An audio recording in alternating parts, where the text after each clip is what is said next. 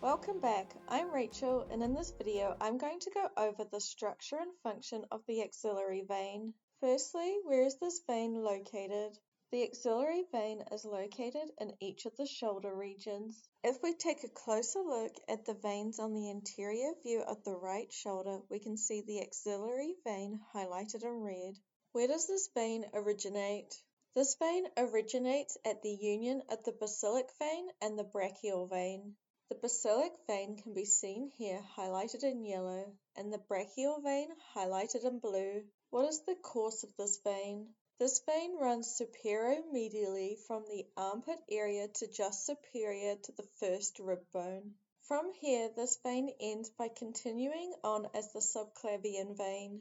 The subclavian vein can be seen here highlighted in yellow. Along its course, this vein receives blood from many veins.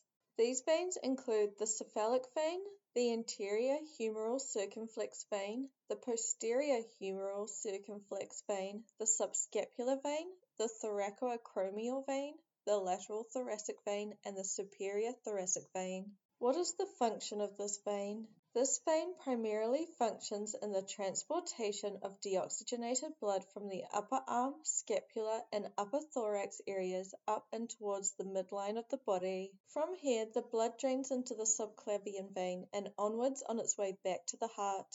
And that concludes this video on the structure and function of the axillary vein. I hope you found it helpful.